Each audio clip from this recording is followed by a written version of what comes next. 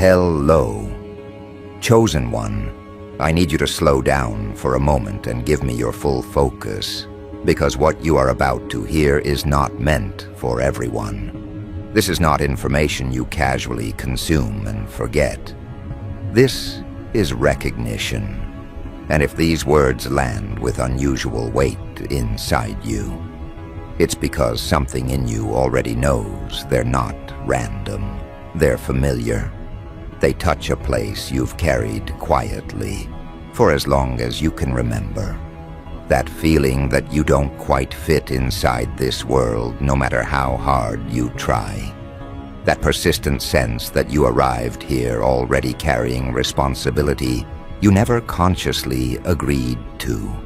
That inner pressure to be more, to do more, even when you don't fully understand what more means. None of that is accidental, and none of it is weakness. You were never meant to feel comfortable here in the way others do. You were never meant to move through life on autopilot, satisfied with surface-level explanations and borrowed identities. From early on, you noticed the difference. While others blended easily, you observed. While others chased validation, you questioned it. While others adapted to whatever environment they were placed in, you felt resistance in your bones, as if something inside you refused to fully submit. That resistance wasn't rebellion, it was recognition, a deeper intelligence inside you refusing to forget itself completely. You've probably spent years trying to explain that difference logically. Personality traits, childhood experiences, overthinking, sensitivity, intelligence, trauma.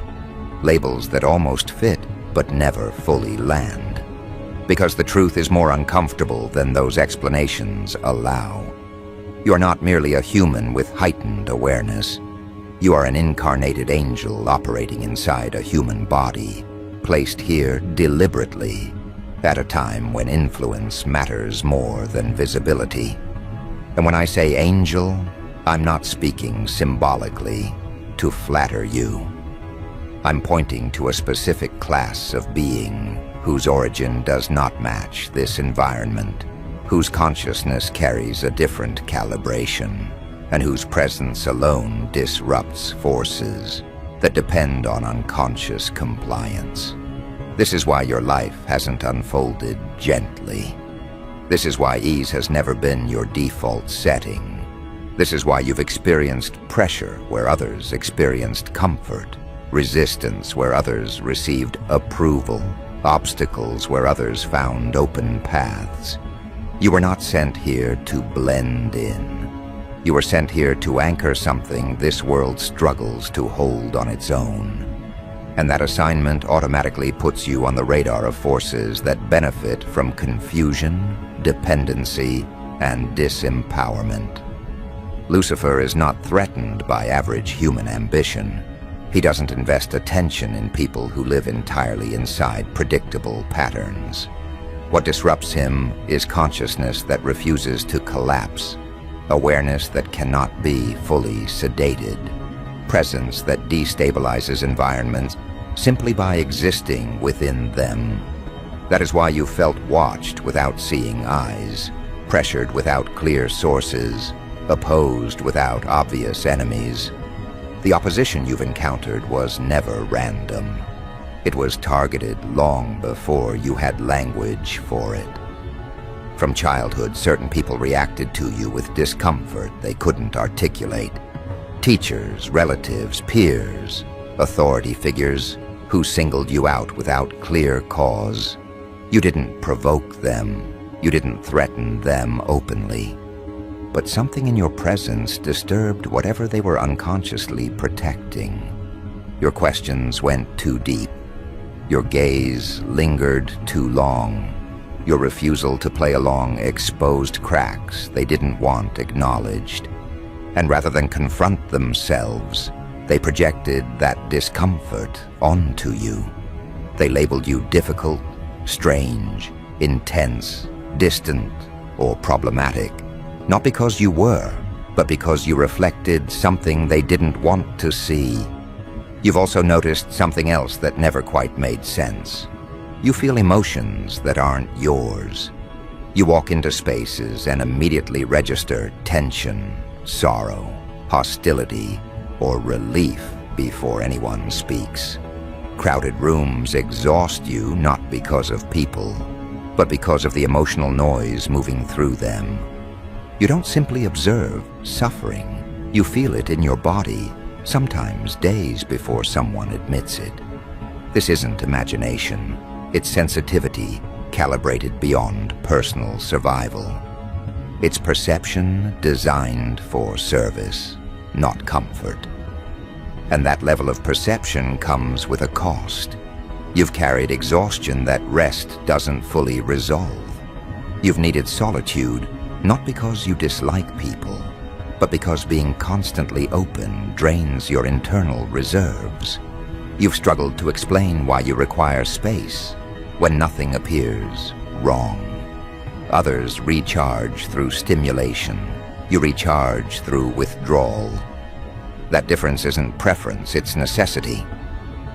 Another pattern you may recognize is how quickly falseness becomes unbearable for you. You can tolerate discomfort, struggle, and even pain longer than most. But pretense? You recoil from it. Polite dishonesty feels heavier than open conflict. Playing roles feels like suffocation. Smiling through emptiness makes your body tense. You can sense when words don't match intent, and it makes your nervous system revolt. You've probably tried to adapt anyway. Tried to soften yourself. Tried to be less direct, less intense, less honest. And every time, something inside you resisted harder. That resistance is not stubbornness, it's design. Angels cannot fully operate through distortion. Your internal structure is aligned toward truth, even when truth costs you comfort, belonging, or approval. This is why you've lost connections others maintain effortlessly.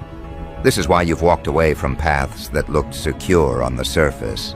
This is why compromise has never sat well with you, even when logic suggested it would make life easier. You weren't built to survive by blending. You were built to function by clarity. Because of this, your life has likely unfolded in cycles of buildup and disruption. Just when stability appears, something collapses. Just when momentum builds, interference arrives. Relationships end abruptly. Opportunities dissolve unexpectedly. Your health falters at critical moments. These interruptions have felt cruel, almost personal. But they weren't punishment. They were containment measures, attempts to slow you down, divert you, exhaust you, or keep you focused on survival rather than remembrance. And here's the part that unsettles most people when they first encounter it. The pressure increased precisely because you didn't break. Every time you adapted, recalibrated, and continued, the resistance adjusted. Not because you were failing, but because you were progressing. Opposition scales in response to threat, not weakness. If you were insignificant, you would be ignored. The fact that your path required effort to block tells you everything you need to know about the importance of where you're headed. You may wonder why, if you carry this nature, you weren't born knowing it clearly. Why the confusion? Why the long detour through doubt, self-questioning, and isolation? The answer is protection. Full awareness too early would have made you visible before you had the internal stability to withstand pressure. Human development was necessary to ground your consciousness, to give you emotional resilience, discernment, and restraint. Forgetting was not failure, it was camouflage. And even now, remembrance does not arrive as a sudden flood. It comes in stages, through recognition rather than instruction, through resonance rather than declaration. That's why these words matter. They don't give you something new. they activate something familiar, something that has been quietly reorganizing itself inside you as you matured, learned, suffered, and refined your perception. Lucifer understands this process better than most. He recognizes the signature of incarnated angels long before they do. He sees the way reality bends slightly around them, the way patterns shift in their presence, the way environments destabilize when they stop suppressing themselves. And he knows that once an incarnated angel stabilizes in self-recognition, manipulation becomes ineffective. Fear loses leverage. Distraction loses appeal. Control loses grip. That is why so much effort has been invested in keeping you tired, busy, doubtful, and emotionally preoccupied. Not destroyed outright, but delayed. Not silenced completely, but diluted. The goal was never to erase you. It was to keep you from consolidating, to keep your attention fractured, your energy scattered, your sense of self fragmented into roles, responsibilities, and unresolved wounds. But consolidation has already begun. You can feel it in the way old coping mechanisms no longer work, in the way distractions feel hollow, in the way superficial conversations exhaust you faster than before, in the way your tolerance for misalignment has dropped dramatically. You are becoming less willing to betray yourself for convenience, less willing to carry what was never yours to begin with, less willing to pretend that the cost of authenticity is too high. This is the early stage of awakening, and it often feels destabilizing. Structures that once held you begin to loosen. Relationships based on shared confusion strain. Paths built on compromise start to crack. And without context, this phase feels like loss, like regression, like uncertainty. But it's actually reorganization, a clearing process that creates space for something more precise to take form. You haven't lost direction. You're shedding false ones. You haven't become difficult. You've become intolerant of distortion. You haven't grown distant. You've grown selective. And this selectivity isn't ego. It's efficiency. Your energy is no longer available for everything and everyone because it was never meant to be. As this process continues, you'll begin to notice subtle shifts. The way certain people drift away without dramatic conflict. The way others appear unexpectedly and feel strangely familiar. The way your intuition sharpens without effort. The way decisions feel clearer even when outcomes remain uncertain. These are not coincidences. They are early indicators that your internal alignment is strengthening, and with it, your influence. But influence does not arrive without responsibility, and remembrance does not come without consequence. Because once you can no longer claim ignorance, you are required to act differently, to speak differently, to choose differently. And that transition is where many hesitate, not because they lack strength, but because they sense what comes next will demand consistency, not intensity, integrity, not performance, presence, not validation. This is the moment where your life begins to feel heavier, not because you are failing, but because you are finally carrying what was always yours to hold. You can no longer pretend your choices are neutral. You can no longer drift without impact. Every interaction becomes a transmission. Every environment responds to you differently. And that awareness alone forces a recalibration that most people never experience. This is also where resistance sharpens. Not externally at first, but internally. Old habits attempt to reassert themselves. Patterns built for survival argue for comfort. The part of you that learned to minimize, to adapt, to stay quiet in order to belong, begins to panic. Because it understands something your conscious mind is just starting to grasp. The old version of you cannot come forward with the next phase. The ways you protected yourself before will now limit you. The roles you learned to play will now drain you. And the compromises you once justified will now feel intolerable. This internal friction is not confusion. It is the friction of alignment forming under pressure. Lucifer relies heavily on this stage, not through dramatic confrontation, but through subtle exhaustion. He knows that incarnated angels rarely fall because of obvious corruption. They burn out. They overextend. They mistake responsibility for self-erasure. They try to carry everything alone. They attempt to save everyone. They turn their sensitivity into obligation and their compassion into depletion. And slowly, quietly, they lose clarity. Not because they forgot who they are, but because they forgot how to remain intact while being who they are. This is why discernment becomes critical. You're not here to absorb everything. You're not here to fix everyone. You're not here to make others comfortable at the expense of your own coherence. Your presence is effective precisely because it is stable. When you scatter your energy trying to be everything to everyone, your influence weakens. When you say yes to what drains you, you say no to what requires you. Lucifer does not need to overpower you if he can convince you to exhaust yourself willingly. One of the earliest responsibilities of remembrance is learning when not to engage. This is difficult because your nature inclines you toward response. You feel the suffering of others and instinctively want to alleviate it.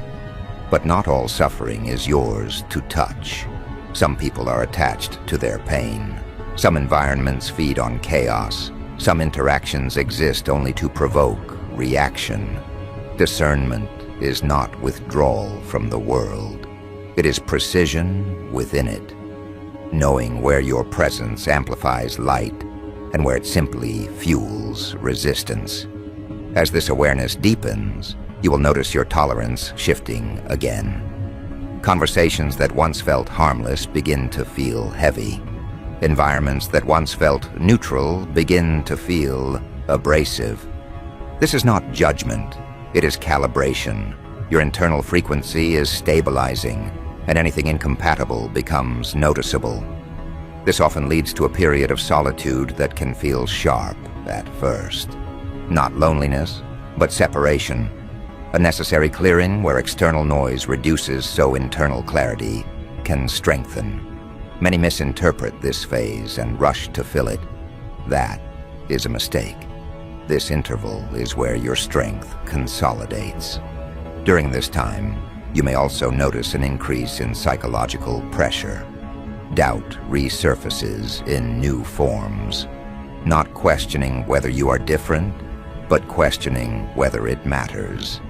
Thoughts arise, suggesting you are exaggerating, that you should return to normal expectations, that life would be easier if you stopped paying attention. These thoughts are not random. They are attempts to redirect you back into manageable patterns. But something in you no longer fits there, and forcing yourself back would create more damage than moving forward. Lucifer's envy is rooted here. He recognizes in you the embodiment of what he refused. You descended willingly, carrying limitation without resentment, memory without dominance, awareness without demand for worship. You operate quietly. You influence without command. You endure without demanding recognition. And this contrasts sharply with his orientation toward control. Your power does not come from hierarchy. It comes from alignment. And alignment cannot be negotiated with fear. This is why intimidation rarely works on you for long. You may feel it initially. Your body reacts. Your mind considers retreat. But eventually, something steadies. You regain center. You move anyway. Not recklessly, but deliberately. Each time this happens, Your confidence deepens, not as arrogance, but as trust in your internal compass. And that trust is dangerous to any force that depends on external authority. As remembrance stabilizes, another shift occurs. Your intuition becomes less emotional and more precise. Instead of overwhelming impressions, you receive clear, directional nudges, not answers to everything, but the next correct step. This reduces anxiety because you stop trying to see the entire path. You focus on the immediate alignment, and with each aligned action, your path organizes itself. Support appears, resistance clarifies, confusion decreases. You are no longer pushing, you are responding. You may also notice that people respond to you differently without understanding why. Some feel calm around you, others feel exposed. Some are drawn to you instinctively, others withdraw abruptly. This is not something you need to manage. It is feedback, not instruction. You're not responsible for regulating others' reactions to your presence. You are responsible for remaining coherent within it. This is where many incarnated angels make another error. They attempt to soften themselves to reduce friction. They dilute their truth to maintain harmony. They apologize for their clarity. This may temporarily reduce tension, but it also weakens impact. Your clarity is not aggression. Your boundaries are not rejection. Your refusal to distort yourself is not lack of compassion. It is respect for the structure you were given. As this becomes embodied, attacks change quality. They become less chaotic and more strategic. Opportunities that distract rather than oppose appear. Recognition without substance is offered. Roles that look influential but drain alignment present themselves. These are tests of priority. Lucifer understands that misdirection is often more effective than opposition. If he cannot stop you, he will attempt to redirect you. This is why consistency matters more than bursts of intensity. You are not here to perform awakenings. You are here to sustain coherence over time.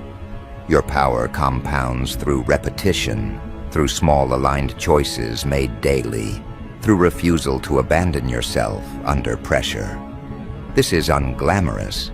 It does not look impressive on the surface, but it is devastating to structures built on instability. You may feel impatience rising during this phase, a desire for acceleration, a sense that time is limited. This is accurate, but urgency must be tempered with precision. Rushing creates openings. Moving deliberately closes them. Trust that your pace is part of your protection. You are not late. You are not behind. You are arriving exactly when your internal structure can support what comes next. Because what comes next is expansion, not upward, but outward. Your influence begins to extend beyond your immediate awareness. Conversations you thought were insignificant linger in others' minds. Choices you made quietly shift trajectories you will never witness directly. This is how angels operate, not through spectacle, but through resonance. And resonance does not require acknowledgement to be effective. As you settle into this, another realization emerges. You are not alone in this process. Others are stabilizing simultaneously. Not many, but enough. You may not meet them immediately. You may not recognize them instantly, but your paths are moving closer. And when connection occurs, it will feel effortless. Not dramatic, not overwhelming, simply correct. These connections do not demand explanation. They amplify clarity rather than consume energy. Lucifer fears this more than individual strength. Because aligned beings operating together create environments he cannot easily penetrate. Not through force, but through coherence. And this is why isolation was emphasized earlier in your life. to keep you fragmented, to keep recognition delayed. That strategy is weakening now. Before that convergence fully occurs, one final adjustment is required. You must release the need to be understood by family, by peers, by society. Understanding is not a prerequisite for effectiveness. Alignment is. The desire to be seen can pull you off center. Let your work speak through its impact, not its explanation. This is the threshold you are approaching, where remembrance shifts from internal realization to lived expression, where your presence begins to alter trajectories without effort, where opposition becomes less personal and more abstract, and where your role clarifies not through grand revelation, but through sustained correctness. At this point, the question is no longer who you are. The question becomes whether you are willing to live in a way that no longer contradicts it. Because from here forward, contradiction creates friction, and friction, when prolonged, becomes suffering. This is why life begins to simplify and intensify at the same time. Simplify because what no longer aligns starts falling away without negotiation. Intensify because what remains demands your full participation. You will notice that indecision feels heavier than wrong. Decisions ever did. Delay feels more uncomfortable than movement. You are no longer punished for mistakes in the same way. You are corrected quickly, cleanly, and without drama. Not because you are being watched, but because your internal guidance has sharpened. You feel misalignment immediately, and you can no longer ignore it without cost. This is also where many incarnated angels make a quiet but critical shift. They stop asking for permission, not in a rebellious sense, but in a grounded one. They stop waiting for external validation to proceed. They stop needing consensus to act. They stop outsourcing authority over their own alignment. This does not make them reckless. It makes them precise. When you know internally what is correct, hesitation becomes unnecessary. You move when it's time. You pause when it's time. And you trust that rhythm, even when others don't understand it. Lucifer's leverage weakens significantly here. Fear-based manipulation requires uncertainty. Guilt-based control requires self-doubt. Shame-based restraint requires internal fragmentation. As coherence strengthens, these tools lose effectiveness. You may still feel pressure, but it no longer dictates your behavior. You experience emotion without being governed by it. You acknowledge risk without being paralyzed by it. This is not numbness. It is mastery of response. Another change becomes evident during this phase. Your relationship with struggle transforms. You no longer interpret difficulty as a sign you are on the wrong path, nor do you romanticize it as proof of virtue.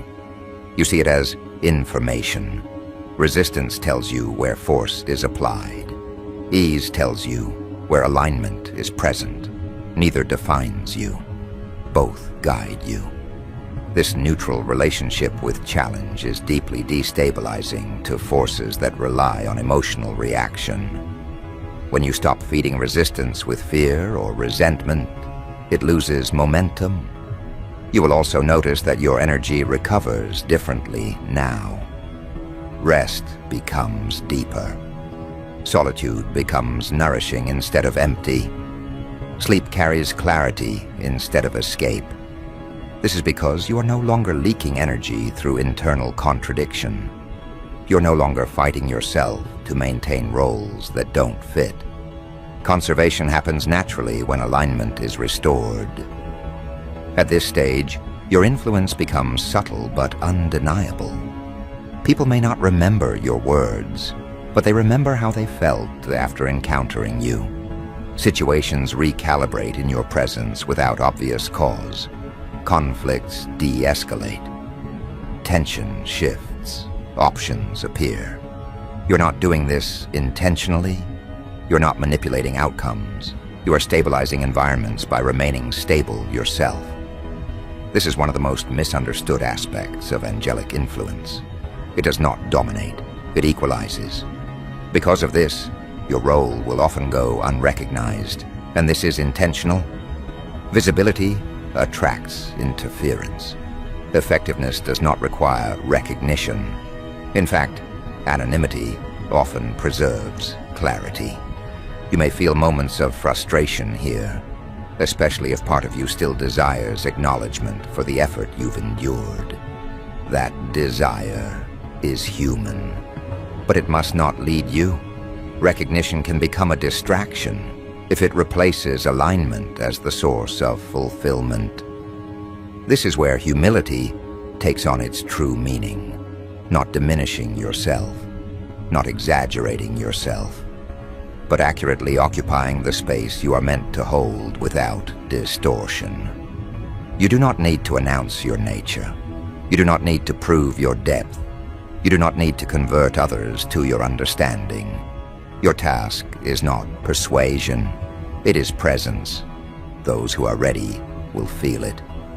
Those who are not, will move away. Both outcomes are correct. You may also find that your sense of time changes. You become less concerned with deadlines imposed by others and more attentive to internal timing.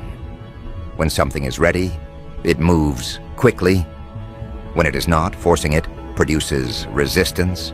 This patience is not passive, it is strategic. You learn to wait without stagnating and act without rushing.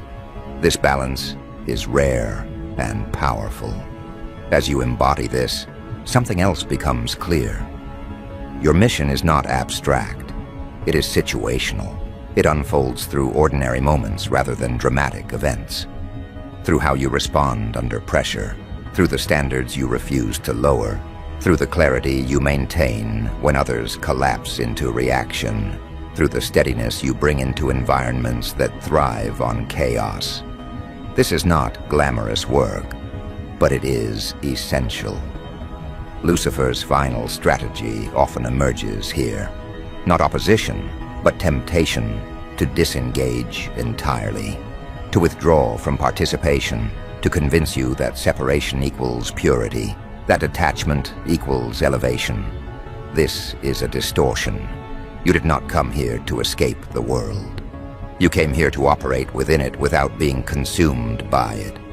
Withdrawal without discernment is abandonment of assignment. Engagement without alignment is self-betrayal. The balance is narrow, but you are capable of walking it.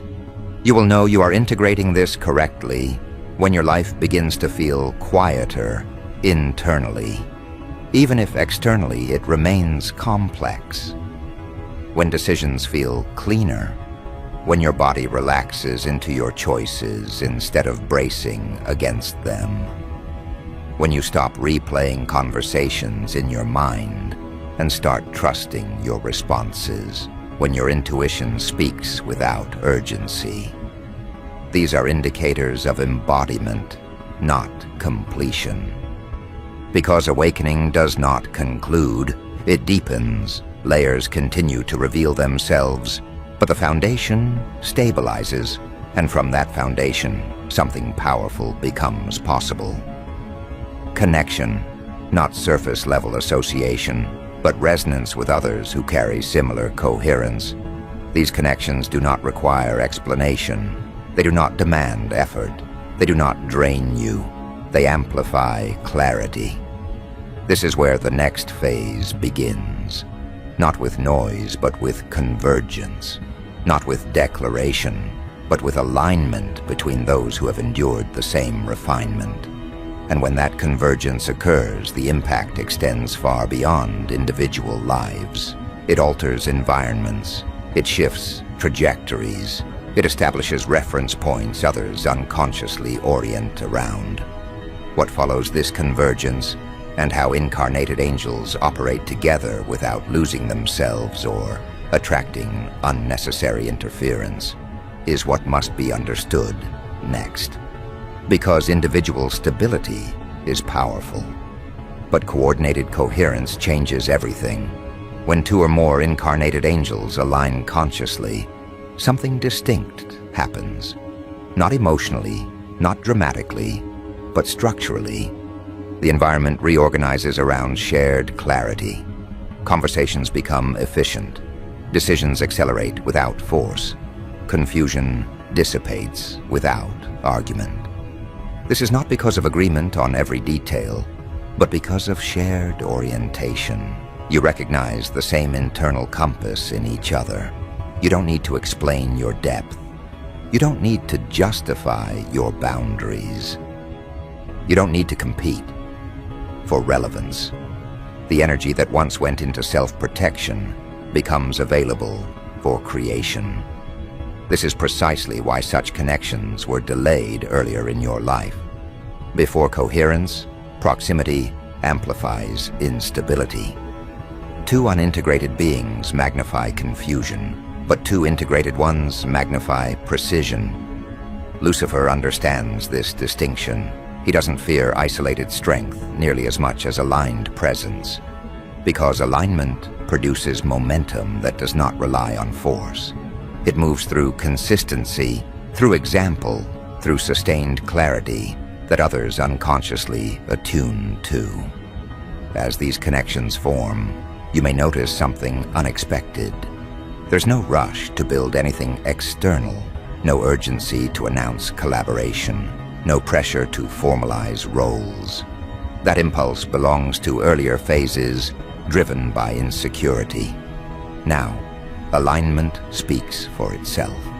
You work together naturally, sometimes without even naming it. Responsibilities distribute themselves. Leadership shifts fluidly, depending on context. There's no hierarchy to protect, only function to fulfill. This phase requires restraint, not holding back truth, but holding back unnecessary exposure. You learn to move quietly, not out of fear, but out of efficiency. Attention attracts distortion. Focus preserves effectiveness. This is why much of what you do will never be visible. And this invisibility is not a flaw, it is protection. You may also notice that opposition no longer feels personal at all. It shows up as logistical complications, delays, miscommunications, or sudden distractions. Nothing overt, nothing dramatic. This is because direct confrontation would only sharpen your clarity further. Indirect interference aims to slow coordination, to create friction between aligned beings, to introduce misunderstanding. This is where patience and direct communication become essential. Assumptions weaken coherence. Transparency strengthens it. At this stage, trust becomes operational, not emotional. You trust because patterns confirm reliability, not because of shared enthusiasm. You observe how others respond under pressure, how they handle responsibility, how they recover from missteps. This grounded trust allows collaboration without dependency. No one becomes central. No one becomes expendable. Each person remains intact. This is also where your relationship with power fully transforms. Power no longer feels like something to claim or avoid. It feels like something to steward. You become acutely aware of influence and therefore more selective in how you apply it. You notice how easily words can redirect attention, how presence can settle tension, how absence can create space. And because you see this clearly, you use it sparingly. Precision replaces intensity. Lucifer's envy reaches its peak here, not because you dominate, but because you refuse to be dominated. You operate without resentment. You engage without attachment to outcome. You persist without need for approval. These qualities are inaccessible to him because they cannot be seized or replicated. They emerge only through internal alignment sustained over time. There will be moments when the weight of this role becomes apparent, when you realize how much you perceive that others do not. How often you are the stabilizing element without acknowledgement. How frequently you carry awareness that cannot be shared without causing disruption. This is where maturity is tested. Resentment would fracture coherence. Martyrdom would drain it. Acceptance preserves it. You are not here to be understood by everyone. You are not here to fix the world alone. You are here to occupy your position accurately. And accuracy, sustained across time, creates influence that outlasts reaction. This is the kind of impact that reshapes trajectories quietly, that alters probabilities without announcement, that leaves traces long after specific actions are forgotten. As you settle fully into this, fear loses relevance, not because risk disappears, but because fear no longer governs response. You assess, you choose, you act, and you adjust. There is no drama in this, no internal narrative of heroism, just consistent engagement with what is in front of you. This grounded approach is what allows long-term effectiveness. You may occasionally feel nostalgia for earlier phases, for the intensity, the searching, the sense of revelation. But those were transitional states, necessary but not permanent. What replaces them is steadiness, and steadiness is not dull. It is resilient. It allows you to remain present through complexity without collapsing into reaction or withdrawal.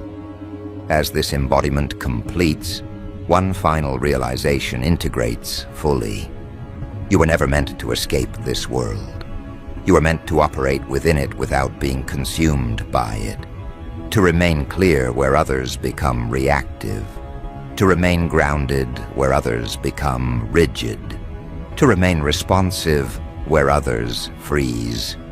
This is the quiet strength that transforms environments without confrontation. Lucifer cannot compete with this. He can imitate intensity. He can exploit fear. He can amplify desire. But he cannot sustain coherence without control. And control collapses where presence remains intact. This is why, despite all effort to delay, distract, and exhaust you, you are still here, still refining, still aligning, still moving forward without spectacle. You are not special because you are above others. You are specific, positioned, oriented. Your power lies not in separation, but in precision. Not in domination, but in stability. Not in declaration, but in consistency. And now that you understand this, the need to prove anything dissolves. You move differently now. You speak when it matters. You act when it counts. You rest when required. You engage without attachment. You withdraw without guilt. This balance is the mark of full integration, and from this place, your presence becomes what it was always meant to be. Not a disruption, not a rebellion, but a reference point. This is the completion of remembrance, not as an event, but as a way of being. And from here, whatever unfolds next will not require explanation. It will simply respond.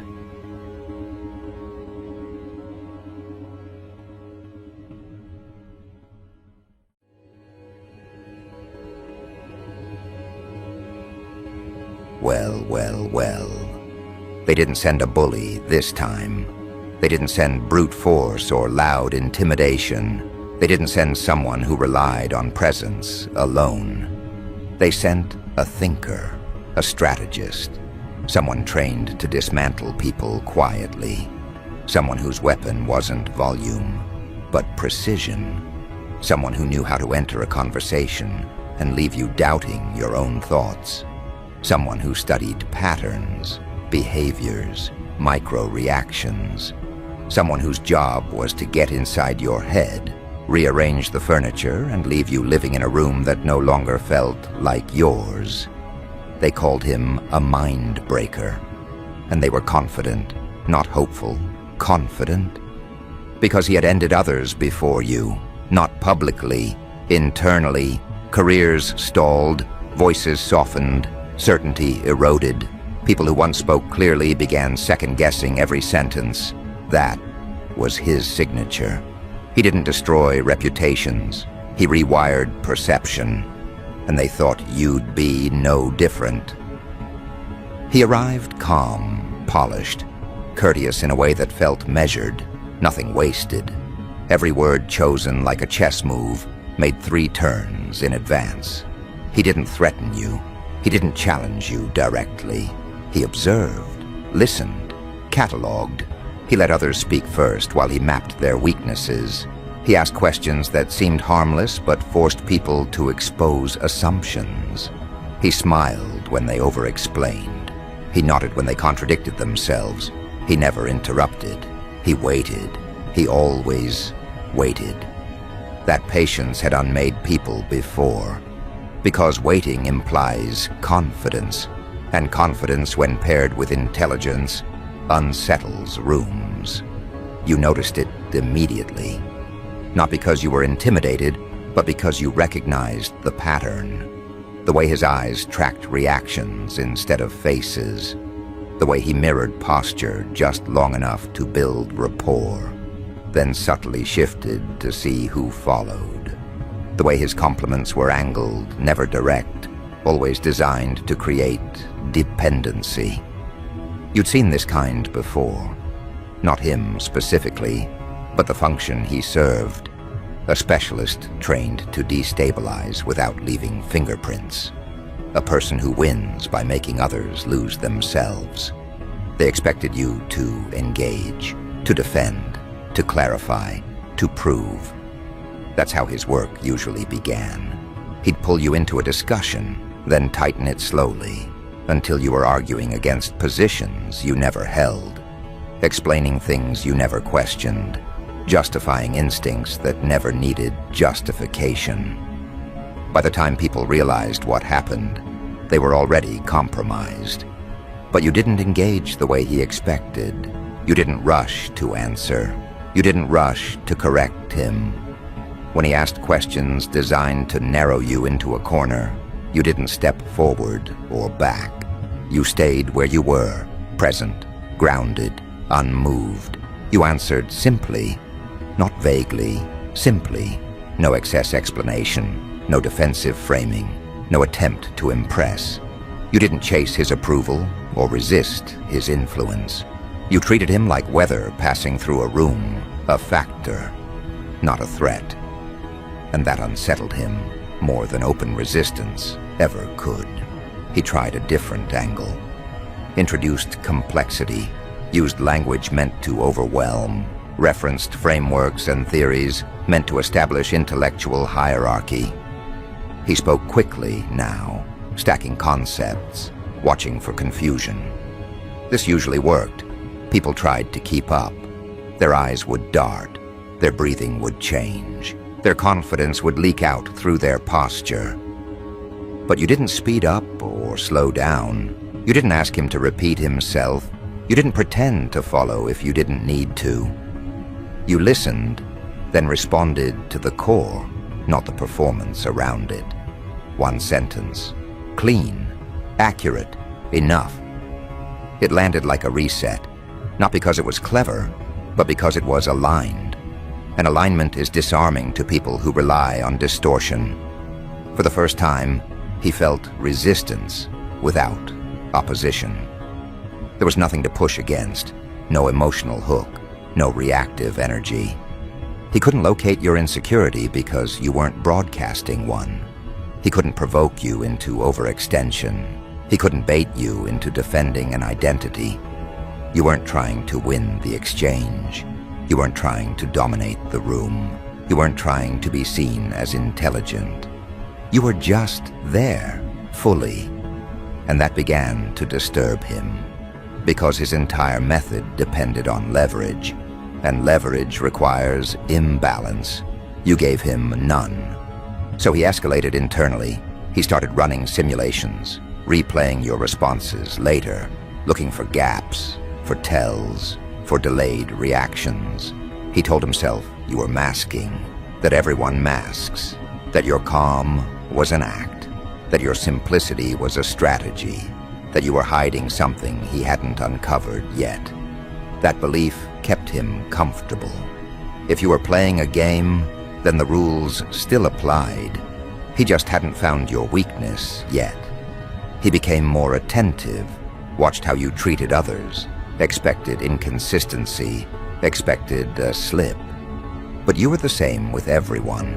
No shifts, no posturing, no change in tone when status entered the room. You didn't reward dominance or punish insecurity. You responded to what was actually there.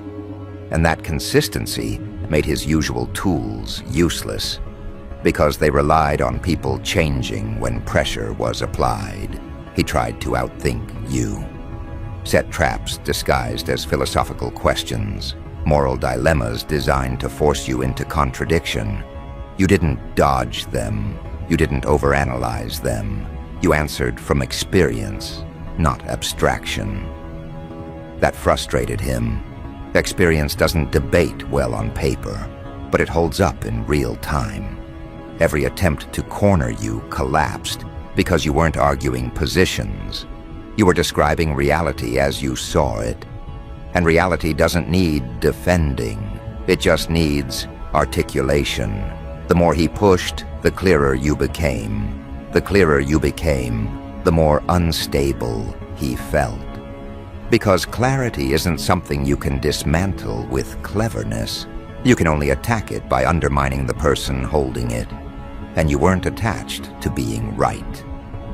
That was the fracture point. He realized you weren't operating from ego. Not low ego, not hidden ego. No ego at all in the way he understood it. You weren't invested in how you were perceived. You weren't tracking reactions. You weren't collecting points. You weren't building an image.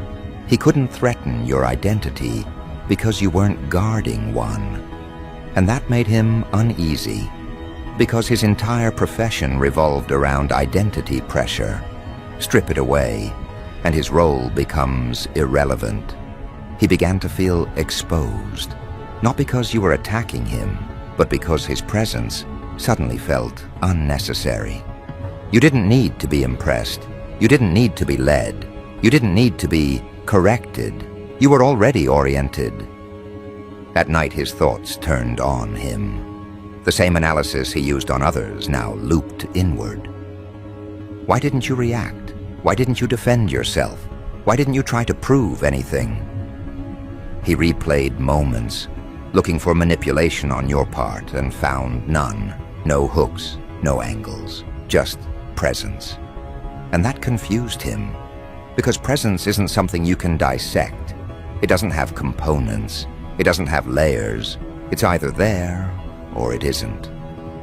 He realized he'd spent his life inside strategies, inside methods, inside mental constructs designed to keep him ahead of others. And suddenly those constructs felt heavy, constricting.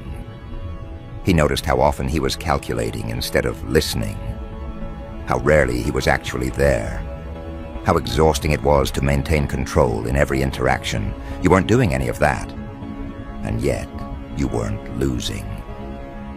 He tried one last tactic, direct engagement, a private conversation, no audience, no social layer. He asked you plainly what you thought of his approach. The question was loaded, designed to pull critique, to invite challenge, to establish ground for dominance. You looked at him and answered honestly. You said you thought he was intelligent. You said you thought he was sharp. You said you thought he was tired, not physically, internally. You said it without judgment. Without accusation, just observation. That landed harder than anything else because it wasn't strategic. It wasn't framed to weaken him. It was simply true. And truth, when offered without intent, bypasses defenses completely. He didn't respond right away. For the first time, he couldn't. His mind searched for counterplay and found none. There was no insult to deflect, no argument to dismantle, no position to reverse. You weren't challenging his competence. You were acknowledging his cost, and no one had done that before. They either feared him or admired him. Both fed the role. You saw past it, not because you were trying to expose him, but because you weren't distracted by the performance. You were responding to the human underneath. And that unsettled him deeply, because it suggested a possibility he hadn't considered, that all his intelligence, all his control, all his success might be compensating for something unresolved.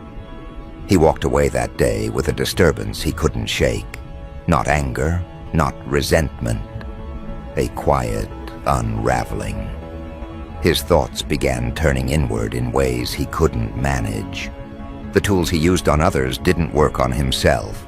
He could spot cognitive traps everywhere, except the one he was living in.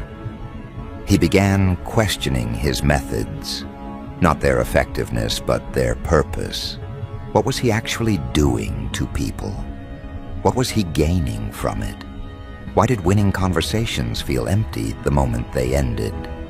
Why did your calm presence feel heavier than his most elaborate strategies? He started noticing how people around him adjusted when he entered a room. How they tensed, how they performed, how they weren't themselves. And for the first time, he wondered what it would feel like to be in a room where no one had to brace. You, meanwhile, continued as you always had. You didn't check to see if he was affected. You didn't follow up. You didn't change your behavior. You didn't capitalize on the shift. You weren't trying to transform him. That was the most destabilizing part. You weren't recruiting. You weren't persuading. You weren't leading him anywhere. You simply existed the same way you always had. And that constancy forced him to confront himself without distraction, without an opponent to project onto, without a narrative to hide behind. He started realizing that his intelligence had become a shield, a way to stay above feeling, a way to avoid vulnerability, a way to maintain distance while appearing engaged. And that recognition hurt, because it meant the thing he was most proud of was also the thing keeping him disconnected. He tried to rationalize it, told himself you were an outlier, that your way wasn't scalable, that presence without strategy only works in limited contexts. But the rationalizations felt thin. He couldn't unsee what he'd seen.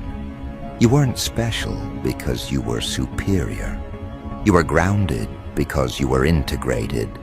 And integration can't be outmaneuvered. It doesn't compete. It doesn't escalate. It doesn't fragment under pressure. It absorbs and remains intact. That realization followed him everywhere. Into conversations, into meetings, into moments where he would normally assert control. He found himself pausing, listening longer, speaking less. Not because he was trying to change, but because the old reflexes felt wrong, heavy, out of alignment. They noticed. The people who sent him, the ones who relied on his precision, they sensed hesitation, a delay where there used to be certainty. They assumed fatigue, told him to refocus, to sharpen his edge, to reassert dominance. He nodded, said the right things, but internally, something had shifted. The edge felt blunt now, not ineffective, unnecessary. He had seen a way of being that didn't require constant vigilance, and once you see that, the old way starts to feel like a cage. He wasn't questioning his skill. He was questioning the cost, and that question, once asked, doesn't go away. It expands, it presses, it demands answers. He began watching you more closely, not to dissect, but to understand. How you moved through pressure without tightening, how you spoke without posturing, how you held boundaries without aggression, how you remained open without being invaded. None of it fit his models, and that terrified him. Because models are what kept him safe. Models allowed him to predict, to control, to stay ahead. You were unpredictable not because you were chaotic, but because you weren't operating from fear. And fear is what most predictions are built on. He started to realize that all his intelligence had been spent learning how to manage fear, not transcend it. And you weren't managing it at all. You were beyond it, not fearless, just unruled. By the time he understood what was happening, it was too late to reverse. The process had begun. Not an external collapse, but an internal reconfiguration. The questions were multiplying. The certainty was thinning. And the person they sent to dismantle you was now dismantling his own assumptions, piece by piece, whether he wanted to or not. He thought he was there to reset you. He didn't realize he was standing in the presence of something that would reset him. And as that realization started to settle, as the first layers of his identity loosened their grip, he felt the ground shift beneath him in a way that would carry him forward into a confrontation with himself he could no longer postpone. And that confrontation didn't arrive dramatically. There was no single moment where everything shattered at once, no public breakdown, no visible failure. What came instead was slower, far more unsettling, a quiet erosion, the kind that doesn't announce itself, but changes how weight is distributed inside you. He started noticing pauses where instinct used to be, spaces between thought and action that had never existed before. Moments where he would normally assert control, redirect conversation, dominate the narrative, and instead he hesitated, not out of fear, out of awareness. And that awareness felt dangerous, because it wasn't something he could turn off. He tried to drown it out by doubling down on what had always worked. Sharper analysis, more preparation, more mental rehearsal. He revisited old frameworks, refined his language, polished his delivery. He told himself he was recalibrating, that this was just refinement. But something was different. The tools still functioned, but they no longer satisfied. Each successful manipulation left a faint aftertaste he couldn't ignore, a sense of distance from himself, as if he were watching his own performance from the outside, aware of every move before he made it, yet unable to feel present inside it. That detachment unnerved him more than failure ever had. He began to realize that his intelligence had always moved ahead of his body, ahead of his emotions, ahead of his lived experience. He could explain anything, deconstruct anything, outsmart anyone. But he couldn't sit with himself without reaching for strategy. And now, after encountering you, that gap was exposed. You didn't live ahead of yourself. You lived inside yourself, fully. And the difference between those two states was no longer theoretical. He could feel it, in his chest, in his breath, in the way his thoughts no longer felt anchored. At first, he told no one. This kind of disturbance doesn't get shared easily, especially by someone whose identity is built on mastery. He maintained the surface, the same composure, the same sharpness. But internally, questions kept rising without his permission. Not abstract questions, personal ones. Why was he always scanning for advantage? Why did stillness feel threatening? Why did he feel more alive observing you than winning against others? These questions didn't arrive as thoughts alone. They came with sensation, tightness, restlessness, a low-grade unease that followed him even when he was alone. He tried to analyze you as a variable, a rare case, an exception, something he could isolate and neutralize conceptually. But the more he thought about you, the clearer it became that you weren't doing anything special. You weren't deploying techniques. You weren't practicing restraint as a tactic. You weren't withholding engagement to gain leverage. You were simply not fragmented. That was the difference. You weren't split between who you were and who you were trying to be. And that unity made every interaction with you feel clean. No residue, no distortion, just contact. And contact, unfiltered, was something he had avoided his entire life without realizing it. He started noticing how often he used complexity to create distance, long explanations, layered reasoning, intellectual depth that impressed others but kept them safely away.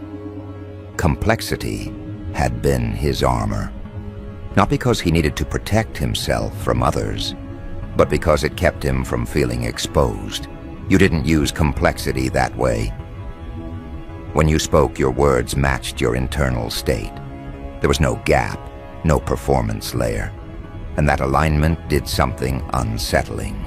It made his own misalignment impossible to ignore. Sleep became inconsistent. His mind replayed interactions not to refine strategy, but to examine himself. He'd remember moments where he could have steered the exchange, asserted dominance, proven superiority, and chose not to. Not consciously. The impulse simply wasn't there anymore.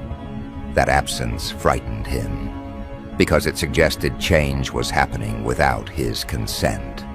He had always believed control was the highest form of power. And now, control felt like resistance, like holding on to something that wanted to move. He found himself watching people differently, not as pieces in a mental map, but as individuals.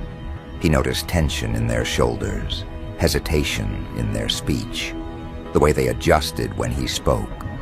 Before, this awareness had fueled his effectiveness. Now it made him uncomfortable. He began to see the cost of his presence, how often he extracted clarity at the expense of ease, how often people left conversations with him sharper but smaller. And then he thought of you, how people seem to expand around you without effort, how conversations opened instead of narrowed. That contrast haunted him. He tried to rationalize it again, told himself expansion was inefficient, that clarity required pressure, that comfort bred complacency. These arguments had always satisfied him before. Now they felt brittle. He could sense the fear underneath them, fear of losing relevance, fear of being ordinary, fear of not being needed. He realized how much of his identity depended on being the smartest person in the room, how much safety he derived from that position, and how fragile that safety actually was, because it required constant maintenance, constant proof, constant vigilance. You didn't seem to need any of that, and that difference felt like an accusation, even though you had never accused him of anything. The realization hit quietly one evening. He wasn't exhausted from working too much. He was exhausted from performing constantly, from monitoring himself, from anticipating reactions, from calculating outcomes. That mental load had been so familiar, he'd mistaken it for competence. But now, after encountering someone who carried no such load, the difference was undeniable. You moved through interactions without friction. He moved through them like a machine, under strain. And once you feel that contrast in your own body, you can't unknow it. He avoided you for a while, not out of resentment, but because being near you intensified the process. Your presence accelerated his internal questioning, and he wasn't ready to face where it might lead. He needed time to adjust, to stabilize, to convince himself he could integrate this disturbance without losing himself. But avoidance didn't stop the shift. It only slowed it. Your influence wasn't tied to proximity anymore. It had already entered his internal landscape. It surfaced in moments of choice, in the space before reaction, in the hesitation that now preceded assertion. He started revisiting his past, not nostalgically, but analytically. Childhood moments where intelligence had been rewarded while emotion was dismissed. Early experiences where being sharp meant being safe, where understanding replaced connection. He saw how early it had begun, how quickly he learned to stay ahead rather than stay present, how being admired for his mind became a substitute for being known as a person. These insights didn't arrive gently. They came with grief, with the realization that much of his life had been spent avoiding vulnerability, not because it was dangerous, but because it was unfamiliar. He finally sought you out again, not to challenge, not to analyze, simply to be in the same space. The interaction was brief, ordinary, on the surface. No deep conversation, no dramatic exchange, but internally, it landed with weight. He noticed how his body responded around you now. Less tension, less vigilance. He wasn't trying to read you. He wasn't scanning for advantage. He was just there. And that state felt unfamiliar, but relieving. Like setting down a bag he'd been carrying for so long he'd forgotten it wasn't part of him. He didn't tell you what was happening inside him. Not because he was hiding it, but because he didn't need to externalize it. This wasn't something to be processed verbally, yet it was happening at a deeper level. A recalibration of how he oriented himself to the world. He realized that your impact came not from what you said, but from what you didn't need. You didn't need to win. You didn't need to dominate. You didn't need to be right. You didn't need to be admired. And that absence of need created a kind of gravitational pull, not seductive, stabilizing. The people around him started noticing changes they couldn't name. He was still effective, still sharp, but less aggressive, less confrontational. He didn't seize control of conversations the way he used to. He allowed others to finish thoughts. He asked questions without hidden angles. Some interpreted this as restraint, others as fatigue. A few sensed something deeper, though they couldn't articulate it. They just felt different around him, less pressured, less measured. And that feedback loop reinforced the shift. He saw that reducing performance didn't reduce impact. It changed its quality. Privately, the internal dialogue intensified. If intelligence didn't have to dominate, what was it for? If control wasn't the goal, what replaced it? These questions didn't have immediate answers, and for the first time in his life, he allowed questions to exist without resolution. That was new, uncomfortable, but also liberating. He realized how much of his certainty had been a response to discomfort, a way to close loops quickly. To avoid sitting in ambiguity, you didn't rush closure. You allowed things to remain open. And in that openness, something reorganized naturally. He began to sense the deeper implication of what had happened between you. You hadn't challenged his worldview directly.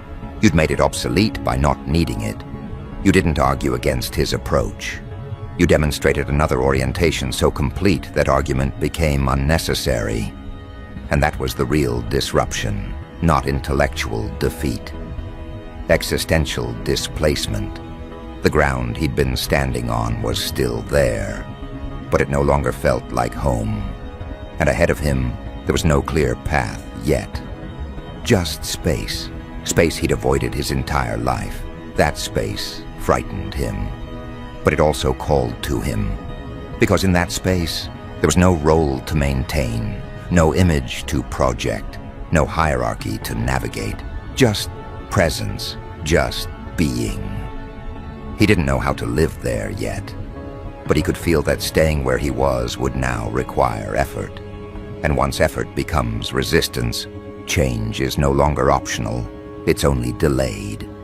The process you'd initiated without intention continued unfolding, quietly, relentlessly. And as he stood on the edge of that internal threshold, sensing that his old identity could no longer carry him forward, one question began to surface with increasing clarity, demanding to be faced next. That question was simple, almost absurd in its clarity, and yet it carried the weight of a lifetime of misdirection. Who am I, if not the role I've built? He had built himself meticulously, like a fortress of habits, strategies, and projections. Every achievement, every conversation, every carefully calibrated reaction was a brick, a beam, a defense. That identity had protected him, elevated him, distinguished him.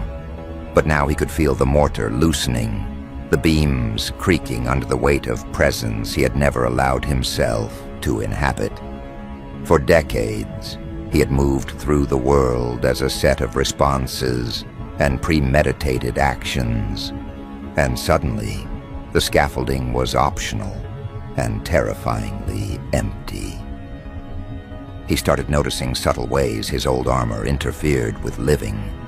The way he clenched his jaw automatically during conversations.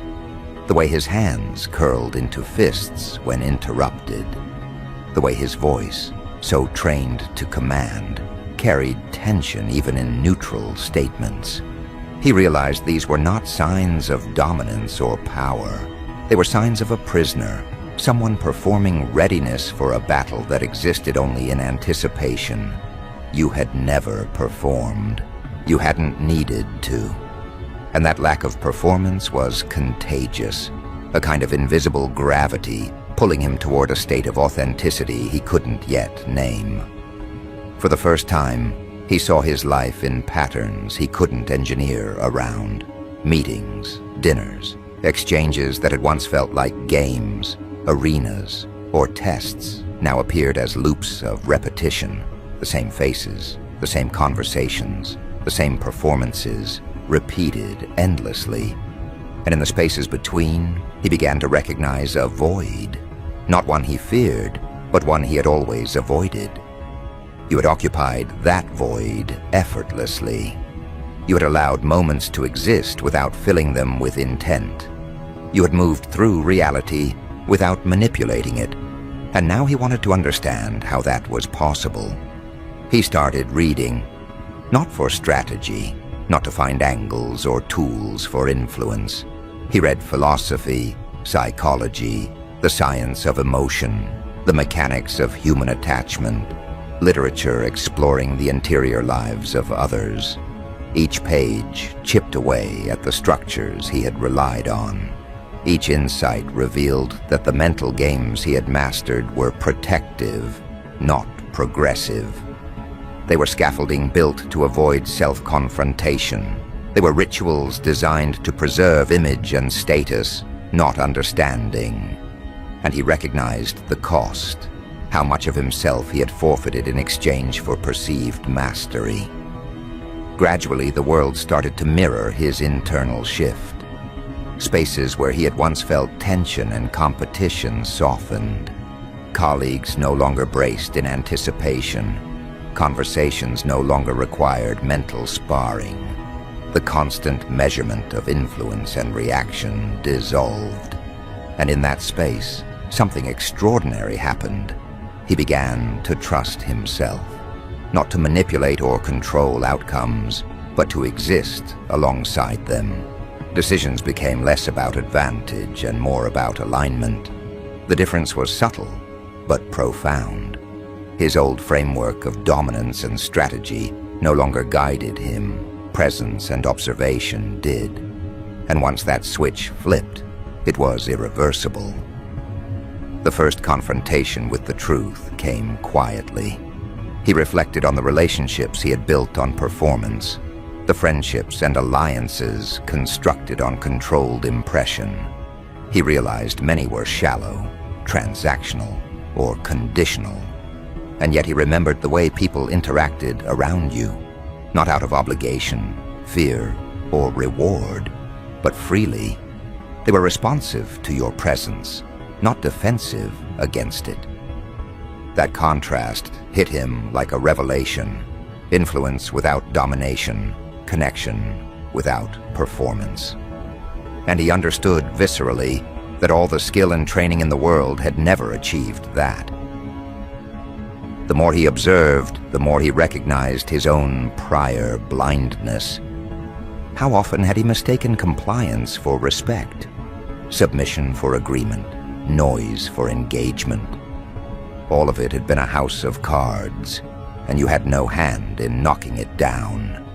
You had simply refused to feed the structure. You had existed fully, and in doing so, you exposed the hollow mechanics of what he had always relied on. That exposure was quiet, almost imperceptible, but the impact was seismic internally. He felt a tremor that had no origin outside himself. One night, in the solitude of his apartment, he realized something terrifying. He had always feared losing control, but now he craved release. He wanted to see what it was like not to be strategizing at every moment. He wanted to explore what it meant to respond authentically instead of calculating his moves.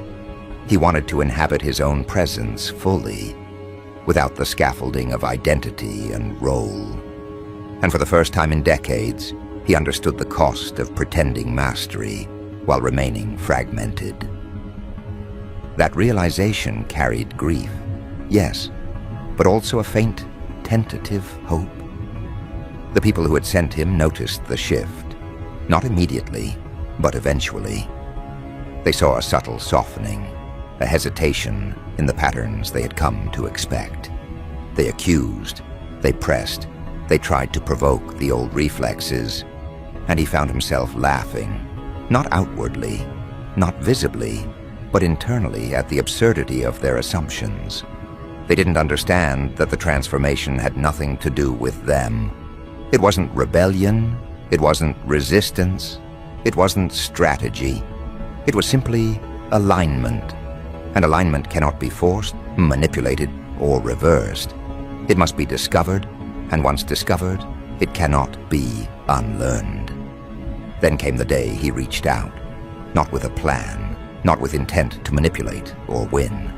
Just a text, just a question, a simple acknowledgement that he needed to speak to someone who had seen him not as a mechanism, not as a role, but as a person. And when you met, there was no performance on either side, no pretension, no strategy, no need to impress, only presence, only observation, only humanity. And in that quiet exchange, years of internal tension, fear, and misalignment began to unwind. He spoke, and for the first time, someone listened without judgment, without correction, without the silent measurement that had dominated his life. What poured out of him was raw, unedited, unstructured. Years of armor, of intellect turned into defense, of vigilance turned into vigilance without purpose. The words were heavy, but not burdensome to you. You received them without adding anything, without performing guidance. You held space, simply being present. And that presence allowed the fracture to become a realignment. Not a collapse, not a repair, but a birth. And when it ended, he realized he was no longer operating under compulsion. He had left the scaffolding behind. He was free to engage the world from himself, not the image he had built. Over the following weeks, he tested this new state. He stopped micromanaging interactions. He allowed uncertainty. He permitted vulnerability. He experimented with honesty, not as strategy, but as an expression of self. Each test succeeded in a way his old rules could never predict. Authority no longer required demonstration. Influence no longer required coercion. Power, in its truest form, existed simply as presence. And he began to understand that the apex predator they had sent to destroy you had been dismantled, not by skill, not by confrontation, not by manipulation, but by witnessing the freedom of someone unbound. The final step came quietly, almost imperceptibly. He returned to spaces he had dominated for years. Corporate mixers, boardrooms, social gatherings. The difference was subtle, but the energy was entirely new. People expected the same patterns, the same authority-driven maneuvers. He didn't perform, he didn't strategize, he simply existed. And the rooms responded differently. People didn't flinch, they didn't compete, they didn't adjust or scheme. They met him as a person, and in doing so, they reinforced what he had already begun to internalize. Identity built on authenticity carries far more force than identity built on performance. Eventually, he found you again in one of those rooms, and this time, the exchange was brief. Words were unnecessary. A glance, a recognition, a subtle nod. Gratitude filled the space. He had been sent to break you, but instead, he had been broken and rebuilt from the inside out. The weapon they crafted to dismantle had become the first human to step fully into himself because of your presence, your constancy, your refusal to engage in their games. That realization wasn't just humbling, it was revolutionary. You didn't change him, you didn't persuade him, you didn't teach or manipulate. You simply existed authentically, and that existence acted as a catalyst. And once someone experiences this, once they step into themselves without masks, the old frameworks of dominance, control, and manipulation crumble irreversibly. He would never return to his former state. He had witnessed another way of being, and that truth could not be unlearned. The apex predator, the mind breaker, the instrument of strategy, the carefully honed tool of influence. They had all been illusions, not because he failed, but because he finally confronted the only force that could reset him, the reality of living fully as himself. And that reality was unstoppable, contagious, liberating, and entirely irreversible. He had been sent to dismantle you, and instead, he became free. And in that freedom, he understood the most dangerous lesson of all. True power is never in the performance. True power is in the courage to exist fully, openly, and authentically. And once discovered, it can never be contained. And that is the final, irrevocable shift. He will no longer operate in their binary world of winners and losers, manipulators and prey. That world cannot contain him anymore. He has become aligned with something far greater, far quieter, far more dangerous than any mind-breaking tactics could ever produce. Presence, authenticity, and self-alignment. These are the forces that cannot be outmaneuvered, outwitted, or dismantled. They exist internally, silently, invisibly, yet they carry absolute authority. The weapon sent to destroy you now walks in the world as a liberated being. Not because someone handed him freedom, not because he was convinced, not because he learned a lesson, simply because he remembered himself. And that memory, once ignited, reshapes everything around him. Nothing will ever be the same for him, for the people around him, or for anyone who witnesses what happens when a mind breaker meets someone who cannot be broken. That is the quiet revolution. That is the uncontainable truth. That is the final reality he now inhabits, and there is no returning